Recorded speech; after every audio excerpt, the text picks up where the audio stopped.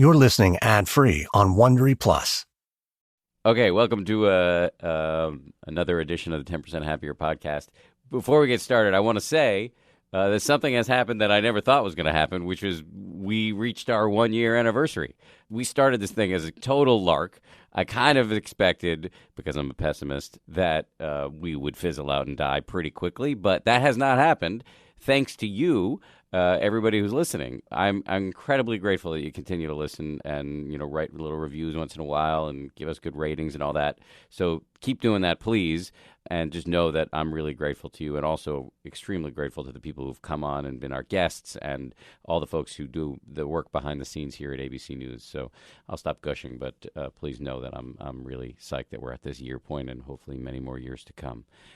So this week's episode comes from the cross-country meditation tour that we did not long ago, where we got that ridiculous bus and drove across the country and talked to all sorts of meditators and wannabe meditators and jacked up meditators, et cetera, et cetera. And on this stop in the trip, we stopped at a really counterintuitive place, the Virginia Military Institute, where you would not think they would be doing meditation, but they are.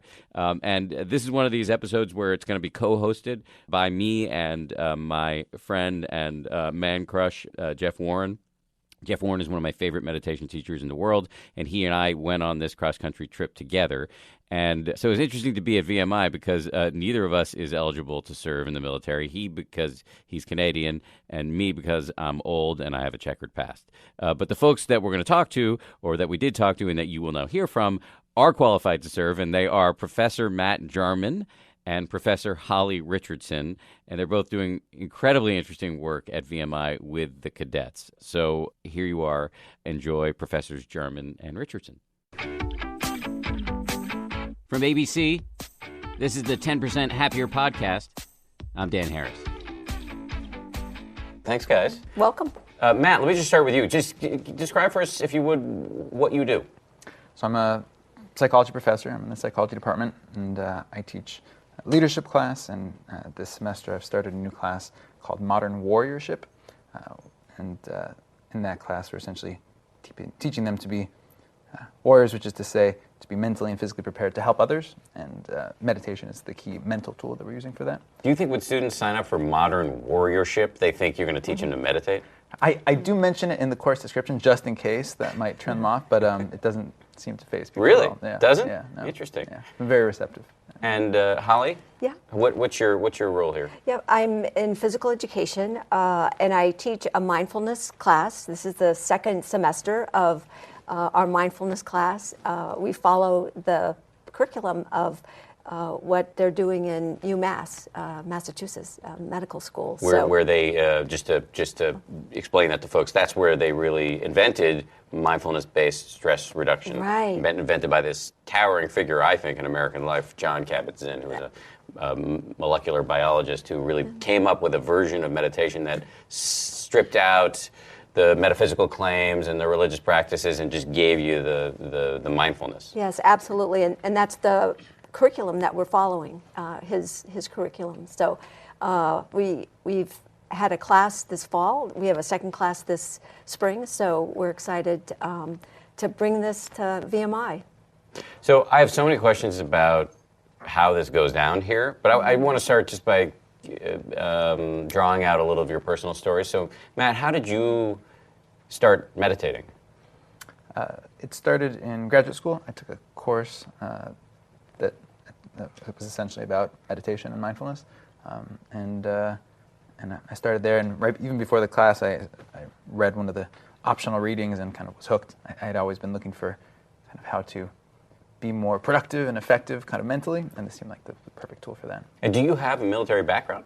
No. Okay, so you can teach here and get the outfit without actually having served in the military. Right. Most faculty are not do not have military background, but most full-time faculty are in uniform and they receive a rank in the Virginia militia. Right. And so it's kind of more to enable the tradition, the military tradition, to continue so that they can be in that military environment. What about it?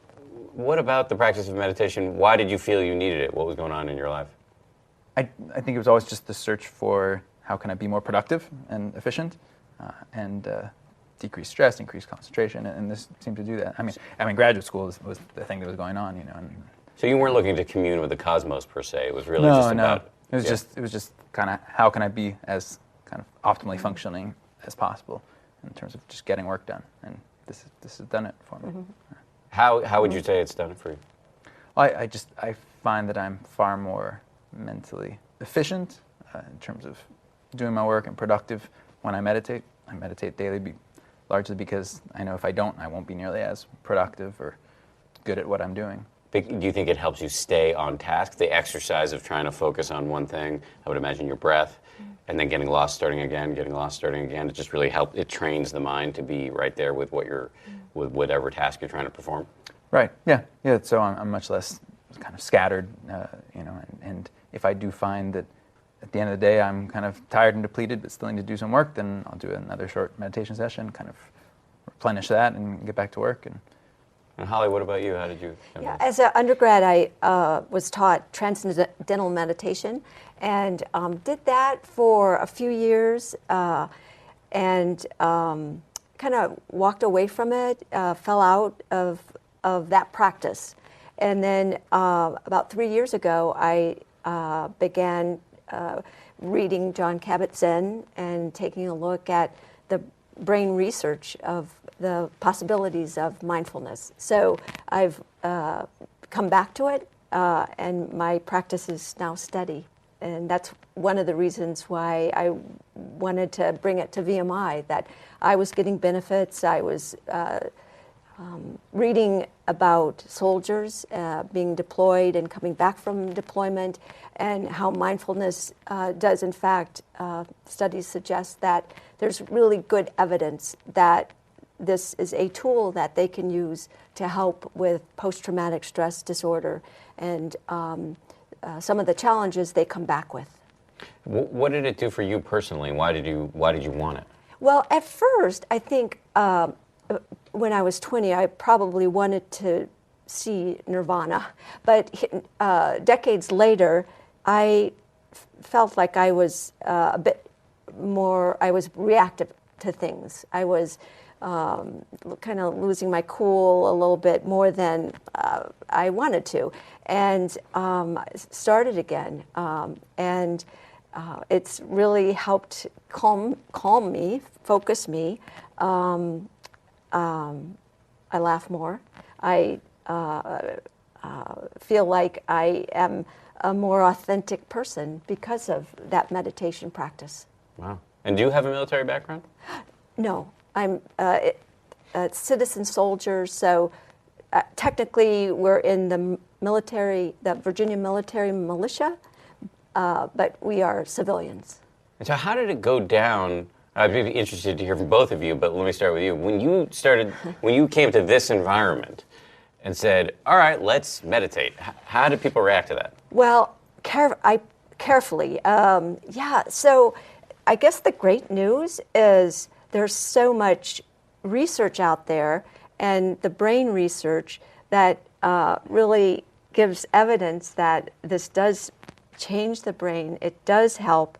And this environment for the cadets, stress is endemic. It's pervasive. And so when I first got here, I was very concerned about the welfare of cadets, as other faculty are.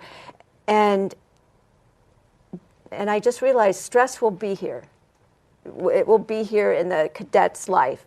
So I flipped the way I was looking at the cadets' health, and I thought about mindfulness and bringing that tool to the cadets so they could withstand their first year here, or as a senior, they have the wherewithal and kind of the sense of peace of getting everything done they need to graduate. So it was kind of a roundabout way that I felt like students could benefit.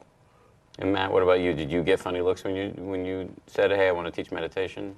Well, so I teach a leadership course that's required of all cadets, regardless of major. So I had a kind of mix of majors, and in that leadership course, I wanted to have a meditation component, but I was worried about how they would react. So at first I just called it mind fit training, kind of detention training, which is in some ways a more accurate description of what they're doing, in terms of its outcomes.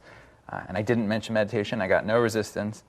And then I realized that they didn't really care. Like there was so from after that first semester, I've just called it meditation, and I've gotten no resistance at all, none. And many people report finding a lot of benefit from it. I offered they can do it as extra credit, and some choose to do it, and those who do often report benefits. And now that I'm teaching the modern warriorship, they maybe knew a little bit more that what they were getting into, but still, no resistance. They knew they were taking a course with the weird professor. So right, yeah, I guess, yeah. The guy who stuff, does the meditation stuff, yeah. Do you want to jump in here at all? Yeah, I'm interested what you said about the post-traumatic stress disorder, some of the research that it's showing there. And I'm wondering if you've had, through here, there's been any more discussions around that, and how you think about that piece. That's a great question. And in the mindfulness class, we talk about different populations that could benefit. And so we spend a fair amount of time with post-traumatic stress, what it is, and how the application of mindfulness for that diagnosis. And certainly the cadets, I would say most all cadets are aware of post-traumatic. We've had in the past veterans return, being redeployed from VMI. So it's on people's mind, not so much now, but certainly 7, 8 years ago. So again, they know it, and some have experienced it. Yeah, just how do you think it helps? Like, what do you think is going on in the meditation itself that actually can make that difference? I have some thoughts too, but I'm just wondering how you frame it. Right. So in terms of the signs and symptoms of that post-traumatic stress disorder, it allows that individual to become present, to become still, present, aware of a small thing as the breath can change that mindset of that individual who is challenged with post-traumatic. So I think it's switching the channel, so to speak, and switching the mindset of the video of being back in conflict and realizing, no, I'm here, I have my breath, I'm okay. So I think that's certainly the first and immediate thing that happens.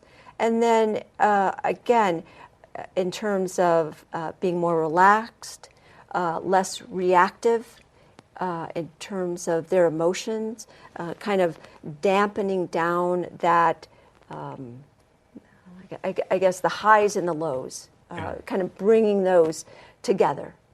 So I think that's certainly our benefits that have been out there and that soldiers have used. Yeah.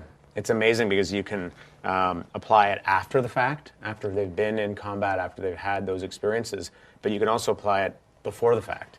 You can begin to do that training, which prepares you in the terms of the resilience. Yeah. And absolutely, and I guess that's the beauty of it in terms of deployment, redeployment, but and everybody has the capability of doing this, in terms of breathing and meditating. It's the practice that is challenging. But and also, I mean, there's recent research looking at how meditation practice in soldiers pre-deployment can teach them skills, cognitive resilience, so that they are less affected in these negative ways afterwards. One issue that's been brought up is that there's the military often uses stress inoculation, or they'll put you in stressful situations, and that depletes the kind of resources you need to deal with stress. And then you go out and you're depleted and you're in a stressful situation. So if you combine meditation practice, and if you combine the mental fitness component, it kind of acts as a buffer and helps you so you can benefit as much as possible from that stress inoculation, because that can be valuable, but also giving you the tool to kind of replenish those resources so that hopefully you don't get to the PTSD point. Or Wow. And so you see that resilience building up, and you've seen it in your students? Yeah, and it'll be exciting to take a look at the student evaluations where came back to they are using this practice from their course. We have a member of the rifle team, and she uses it during her rifle team practice, but also in competitions. So, we're seeing it being used, and we talk about just many seconds where if they have to go in and see the commandant for maybe a demerit or punishment, that again they have their breath, they have that presence of breathing 3-5 times, going in and having a more productive conversation with someone who's handing out punishment or demerits. Yeah. What is the focus of your research, and can you talk a little bit more about what modern warriorship means and the role of mindfulness within that? Yeah, sure. So in the past, I've looked at things related to problem solving, creativity, also to psychological well-being, and also social change. I'm very interested in change, in creating social change and the cognitive processes that within people, and then the social processes and all the things that produce kind of desirable social change. And so from my perspective, a warrior is one who creates change of some sort. The root, you can trace the word war to kind of creating disorder and change. And so essentially you're changing some undesirable process, right? And so that can be in a military context, but the way I'm thinking about it, it can also be in the business sector, even at home, if it's creating some sort of change in a process for the benefit of others. So it has a helping component as well. And warriorship, the way I'm talking about it, is the mental and physical training, the discipline training to allow you to be a more effective warrior, to allow you to be mentally and physically ready and able when the time comes to help others, whether it's kind of this systematic kind of, if you're leading a big change in an organization, or if it's just helping someone who needs help on the street all of a sudden, but being mentally and physically ready for that. But is your broader definition culturally acceptable within the military? Because sometimes you hear people in the military describe their essential job as killing people and blowing things up. Right. Yeah. I don't know if people might have different definitions of warriorship. I think that there's often discussion of is it ethical to train, to teach meditation practice to people who might be killing others? Is that ethically sound? From my perspective, if you're more mentally and physically kind of, the mental training allows you to be better at making decisions, acting quickly, reaction times. So in my mind, it allows you to do your job better, which hopefully results in as few casualties as possible. So I'd rather, if someone is in a profession that requires that sort of action, that they be as mentally sound as possible. Yeah, I spent some time with a woman who was training Marines to meditate, and she said she had taken a lot of blowback from traditional Buddhists saying, you're making better baby killers. And she said, no, I'm making people who'll kill fewer babies. Right. Yeah. What would you say is the biggest obstacle that your cadets face in either starting meditation or maintaining it? I think, in general, one of the biggest challenges to any new practice, which is why people, constantly fail at New Year's resolutions and things like that. In the research, you look at habit formation, and there are certain conditions under which you're more likely to form a habit. Research shows, for example, that we have a resolution, right? We have this intention at the beginning of the year to do something. Let's say it's meditation. Research shows, though, that even the brain kind of structures that are responsible for intention are different from those that govern habitual action. So just because you have the intention to do something doesn't mean it's going to become a habit.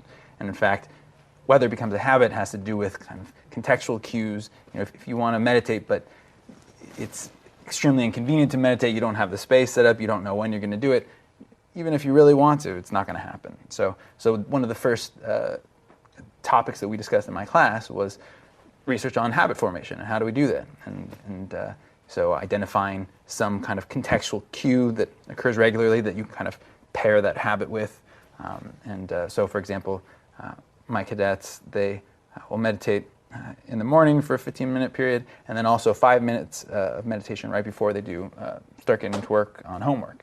Because I figure what's something that they do every day, they have to do work at some point, right? So if they can tie the meditation to that, then hopefully even when they leave this class, that'll still be a cue that'll prompt this behavior. And the key piece with habit is if it is a habit, habits don't require you to exert willpower, right? Because you just do it, right? So people think it takes a lot of willpower to start to do this new practice like meditation. Well, once it becomes a habit, it doesn't take any extra willpower, right? So that's the key. We need to make it a habit, because otherwise you're constantly having to exert this willpower to make yourself do something that is just difficult, right? So we're trying to make it not so difficult and just kind of automatic.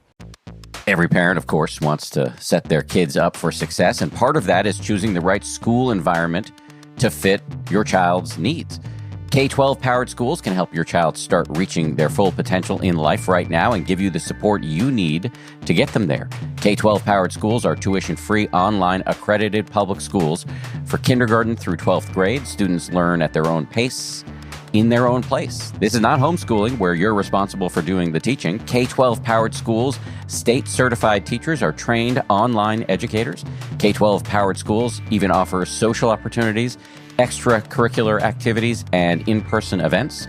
Join the more than 2 million families who've been served by K-12 and empower your student to reach their full potential now.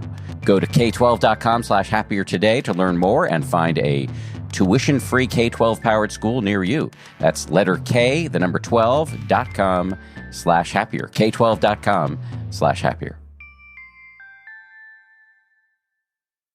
I want you to picture Steve Jobs tinkering with a computer in his garage, Walt Disney drawing cartoons for his high school newspaper. Every big moment starts with a big dream, but what happens when that dream turns out to be an even bigger failure? Each week on Wondery's new podcast, The Big Flop, host Misha Brown is joined by different comedians to chronicle some of the biggest failures and blunders in pop culture history. Each episode will have you thinking, why in the world did this get made? From box office flops like Cats the movie, to Action Park, New Jersey's infamous theme park that had countless injuries, many lawsuits, and rides so wild it became known as Class Action Park.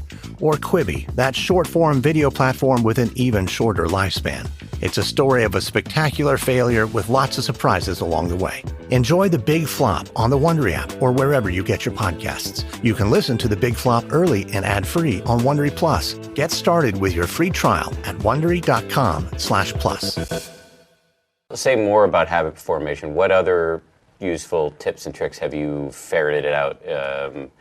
In the research, they talk about so the key pieces are, habit formation requires some repetitive act. It requires contextual cues. That can be a particular time of day. It can be a particular environment you're in, people you speak to, and then an intermittent reward is ideal, because the goal is that the habit be kind of intrinsically motivated. You're not doing it just for some reward. So it's like slot machines. You don't get payback every time, right? So it's that intermittent reward that kind of, you're not doing it for the money, you're doing it for the game, because you don't get the money every time. So it can't be extrinsically motivated so much, if that makes sense. Yeah, it does. So with meditation, for example, I think the rewards are inherently a little bit intermittent. After some meditations, you feel like, wow, I'm in the zone, I'm productive, right? And others, I feel more calm, but and so those kind of big changes in my ability to perform are somewhat intermittent. So that kind of satisfies that requirement. And then, creating, I do it at a particular time of day. And then also one good strategy is if you have an existing habit, you can tie it, Link it to that, yeah. which is where the homework comes Right, from. And they right. do the homework, Right. just tie it to that, and then you're good. Do you have something? Yeah, this is absolutely fascinating. I think a lot about this too, and when I look at friends of mine and students and who successfully have a meditation practice, it's because it's become automated. You know, Right. they just roll out of bed. This is the time they do it. They think of it as brushing their teeth or something. It's Right. just they've made it into a habit. But you said something really interesting, and I think I want to just make sure I understood it, which is that actually intermittent reward of meditation is part of what might make it work as a habit, in the sense that sometimes there's a feeling of it being, wow, I feel phenomenal, I feel really great. But other times you meditate and you might still feel a little bit scattered, or it's not like a perfect guarantee all the time. But are you saying that intermittency actually can be part of what helps it be a practice people stay with? Yes, in some That's ways. I've never thought about that. Yeah, that's my understanding of the research. Basically, that they're saying, because if it were only for those kind of amazing benefits for meditation, then if you didn't have them a few times, then you'd stop, right? 'Cause why are you doing it then? But if you know that it's intermittent, then you're not going to stop if there are a few meditation sessions where your mind still feels scattered. Yeah. No, that's so important. I mean, it's such an important principle to teach, to let people understand the big picture of a practice, is that it's not going to be all unicorns and roses every day. Right. It may never be that. Right. But even like the really nice, juicy feeling absorbed and feeling calm. There's an analogy that one teacher uses that he compares it to exercise, or he compares it to running, and he says, in running, there's the reason you're doing it, which is better cardiovascular health, but then there's the effects of running. And sometimes you might go running and feel invigorated, other times you feel breathless and exhausted, other times you feel in pain.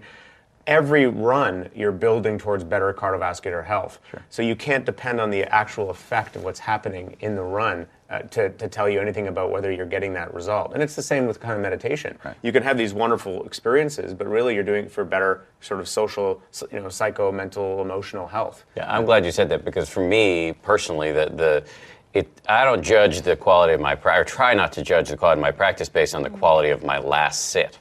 I base it on am I less of an idiot overall? And that is, I think, that's the reward for me that I continue to get from it, and that's why I keep doing it. Right. And so what do your students say about if they try to articulate the reward overall, the kind of how they see it changing, and what are some of the ways what do they say, what do you hear? Well, I think that the students in my class would go back to just something that had happened in the day, just an incident with a roommate, or again, the commandant, or just being able to step back and not be on that treadmill of what if, that they do see practical applications in their life. But I also kind of work them toward someplace in their life that they want to have a more authentic presence with, or less stress with, or to have them think about a purpose as narrowing it down to a specific need that they themselves have, and then apply that practice in a specific way and let that practice grow for the kind of overall mind-body benefits. So that's one philosophy. Can you give an example that comes to mind of that, of where? Yeah, so it was interesting. The class that I taught, we had a number of different cadets. We had commissioning cadets, we had seniors, we had athletes, and the athletes certainly use it before a game or before a practice.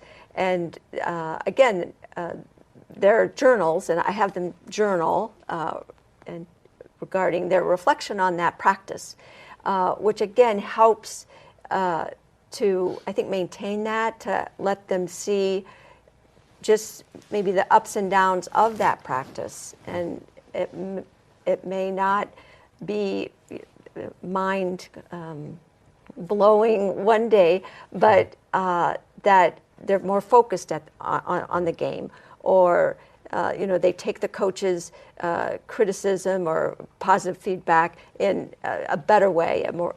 So I think that with the cadets that I have, it's they want specific things to happen, but also I kind of introduce those practices for that reason. So the guiding, the core of our mission on this little road trip we're doing here is to try to figure out what's stopping people from meditating, or what's messing up their practice. You mentioned before just the obstacle of setting up a habit. What else is there? What else do you think gets in the way of people starting, in this context here, a meditation practice? I think, I mean, you have to. We tend to focus on the person when we ask why isn't this person doing something, but you have to also have to take into consideration their environment. And some cadets tell me that their roommates kind of make fun of them, just kind of in a friendly manner. But they also say they ignore it. And so that's one thing, or even just the fact that others may not be doing it, and even if it's not kind of against that, it's still not environment that's really encouraging it, which is why that habit formation and kind of creating the habit is so critical, because without that, and there's just so many other activities here, and here in particular, their time is very structured and they're very, very busy, which is why I try to explain that meditation is not, you shouldn't view it as losing time by meditating. It makes you so much more mentally productive and efficient that you're actually gaining time. But what do you say to people who say, "Oh, people are going to make fun of me and think I'm weird if I do this thing"? Right. What's the practical advice you give those folks? Well, in a modern warriorship context, I actually just had this conversation with them yesterday. Part of kind of being someone who is preparing to kind of make change, when change is necessary, it means that you're going to be going against a lot of people. So I view that as wonderful practice. So, if you can't do something as simple as meditating and be okay with the fact that others might think it's a little weird, then you're not really getting to the training yet. So I actually am going to be having them do stuff that will make them uncomfortable. I love how you're turning that around, because they're worried that they're going to be called a wuss if they meditate, and you're saying, no, actually you're a wuss if you don't. Right, yeah, because if you can't meditate and deal with the fact that they're, it's such a minimal threat as far as, on the grand scale. Yeah. Part of being a warrior is going against the stream. Right, exactly. So that's just one other opportunity to practice going against the stream. What about for you? I haven't let you weigh in on this issue at all, which is like, what do you think of the cadets you're dealing with? What are the major obstacles to actually doing this practice? So there's a great quote from this guy who we're going to talk to later on our road trip, who says, "We know the medicine works, we just can't achieve compliance." I think the cadets would tell you, I don't have time. I don't have time throughout the day to start a practice. First of all, they need to know how to. So I think, courses are so important. Basic mindfulness, 15 weeks, 10 weeks.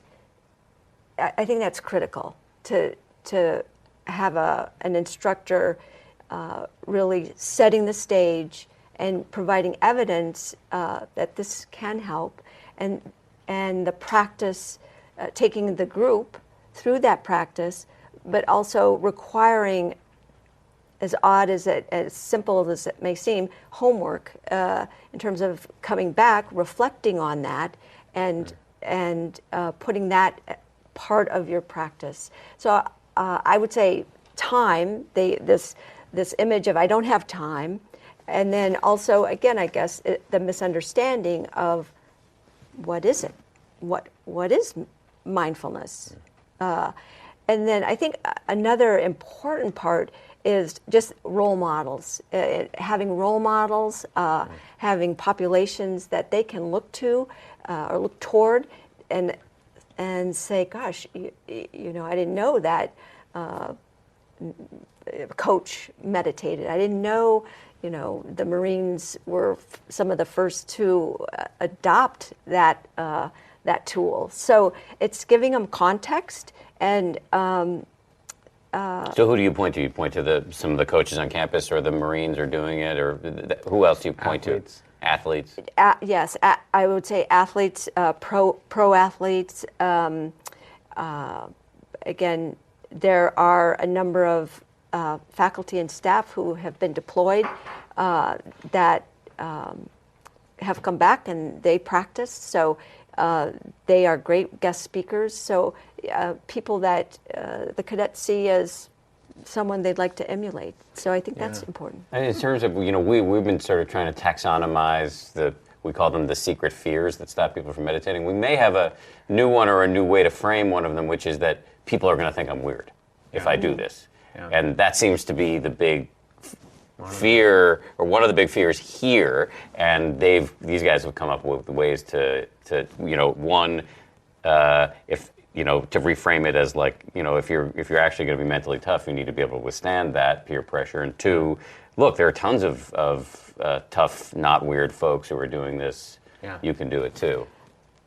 Absolutely. And I was thrilled when one of the central administrators showed up at our mindfulness meditation. It's like, yes, So, he does it. He bought into it. And he's a tough soldier. So, yeah. I have a question based on something you guys said, which is, we're acknowledging that there's a kind of warrior spirit in going against the stream, and that can really help. What do you mean by going against the stream? So that's a classic term in which is used in Buddhism. They say the momentum of everyday life is to just continue tumbling along unheeding, just to go along, to kind of keep ratcheting it up, to actually stop and pause and take stock of your life and decide to not go along with that is considered to be going against the momentum of the culture. So there's something kind of inherently, there is a warrior quality to that, very much. So I think that's really important to emphasize. But at the same time, the reason it's hard to do is because all the contextual cues from the environment are to say, don't do it, or that's not important. So to have a kind of environmental wrapper where it's okay is quite important. That's what people say about having a community to sit with, for example. That once a week you can sit with the community and it kind of normalizes it. So do you have anything you're doing in around that, like a kind of regular weekly meditation? Yeah. Okay. Yeah, we Holly and I are coordinating a mindfulness meditation thing twice a week, Mondays and Thursdays for 40 minutes, open to faculty, staff, and students. So people are welcome to come. We'll offer instruction if they need it, and we'll meditate and yeah. So. Isn't there a quality of warriorship though to the actual practice? You are facing the insane torrent of your own mind, sure. And you're willing to sit there and deal with it. And every time you get lost in the chaos, you're like, oh, I notice I'm lost, and start again. That takes. Sure. A spirit of warriorship as you define it. Right. And there are many meditation traditions that will talk about how, meditation isn't this soft, kind of fluffy thing. You're facing your fears, you're facing your stresses head on, you're kind of leaning into them. And it's giving you the tools to do that more effectively and to not be kind of swept away by them. But it certainly involves that process. And so in some ways, there's the idea that to be best able to help others, you need to first help yourself, and that even that requires this acts of kind of warriorship. But yeah. I love that you emphasize that, because that's something that's so refreshing to hear. I think one of the criticisms of meditation is somehow that it's self-indulgent. To frame it as actually it's a basic, it's sanity to be able to help yourself become more efficient at helping others. Right. You get clearer and saner, and then out of there, that's where you extend your helping hand, and it'll be much more effective in that. Exactly. Well, and it brings up a tradition of mindful kindness, loving kindness meditation, in terms of different mantras or different phrases that that we all could teach people, or certainly instructors. So there are different lines and menus that you could pull to really pull out that compassionate warrior, I guess. Let me just jump in and define that for some folks may not know what loving kindness meditation is. It sounds hopelessly syrupy, and I was deeply resistant to it when I first heard about it. And it actually, in practice, I often describe it as Valentine's Day with a machete to your throat, because you basically are sitting there envisioning a succession of people you love, people you have problems with, people you don't even know, and you're systematically sending them good vibes. And I think a lot of skeptics will be like, that sounds pretty annoying. But actually, there's there's a significant amount of science that suggests that not only does it have a lot of health benefits, but it can actually change the way you are in the world. Sure. So I wonder, as given what you just heard about my skepticism about loving kindness meditation, how do you introduce it at Virginia Military Institute? Very carefully. Very carefully. So yeah. I must admit, I haven't tried the loving kindness with cadets. I have tried a mantra that Thich Nhat Hanh. Thich Nhat Hanh is a famous Vietnamese Zen master. Yeah, and just the simple, I'm at peace. I am still. I am here. So that's as close as I've gotten to loving kindness, to confess. But that's I bring that into my practice, and it's helped. So we'll see if I can go against the grain to bring that type of meditation here. Just bringing it back before I'm sensitive to your time, so as we head toward the conclusion of this, just to bring it back to our mission here, which is really to ferret out what are these, as we call them, secret fears that are stopping people from meditating. I wonder, you didn't raise this, so it may not be an issue, but one of the things that was an obstacle for me, and we hear this at the 10% Happier app company that we have. We hear this from people, from customers, which is a fear that meditating might erode your edge. And especially in a military atmosphere, you have to be tough, and your job ultimately may be to go out and kill people and blow things up, that if you meditate, you might become too soft to actually do that, or to compete against your peers. Is that something that either of you has encountered? I really haven't. Really? Yeah. That's so Interesting. I would look at it a different way. Okay. That you have that focus. You have a pinpointed kind of focus, like an arrow. That's how I see that in terms of not so much losing your edge, but really focusing that edge. Just like focusing that edge to what you do, whether it's warfare or Wall Street. So I would I might disagree with some of that. Oh, well, I totally disagree with it. It's just our whole mission is to identify clearly what the psychologies are at work that are preventing people from doing this thing that would probably be good for them, and to knock them down. Yeah. I don't think it reduces your edge, but I think it is a fear out there. Yes. Yeah. And I feel like it's probably a fear more that people have who don't really know what meditation is. Yeah. Right? So that's one of the problems, the baggage that the word meditation has. Yeah. So I never just talk about meditation without first explaining all the kind of the rationale and what it's doing. And so I think if people realize that it's honing their attention and their mind, then how could that possibly get you to lose your edge? Yeah. So I think understanding of the meditation practice and its goals is critical. And I always explain that there are different types of meditation with different objectives. This one has this objective, and so I think that helps.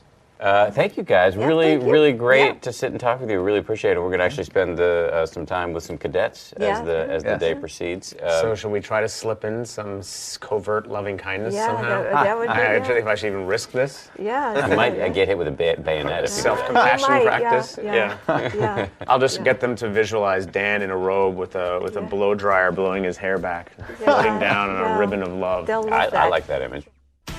Okay, there's another edition of the 10% Happier podcast. If you liked it, please make sure to subscribe, rate us, and if you want to suggest topics we should cover or guests we should bring in, hit me up on Twitter at Dan B. Harris. I also want to thank heartily the people who produce this podcast and really do pretty much all the work. Lauren Efron, Josh Cohan, Sarah Amos, Andrew Kalb, Steve Jones, and the head of ABC News Digital, Dan Silver. I'll talk to you next Wednesday.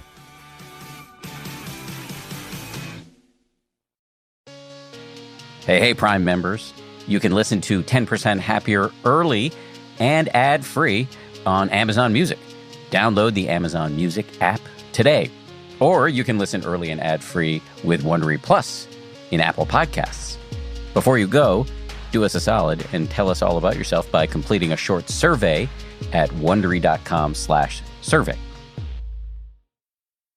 When we think of sports stories, we tend to think of tales of epic on-the-field glory. But the new podcast, Sports Explains the World, brings you some of the wildest and most surprising sports stories you've never heard. Like the teenager who wrote a fake Wikipedia page for a young athlete and then watched as a real team fell for his prank. Diving into his Wikipedia page, we turned 3 career goals into 11, added 20 new assists for good measure. Figures that nobody would, or should, have believed. And the mysterious secret of a U.S. Olympic superstar killed at the peak of his career. Was it an accident? Did the police screw up the investigation? It was all so nebulous. Each week, Sports Explains the World goes beyond leagues and stats to share stories that will redefine your understanding of sports and their impact on the world.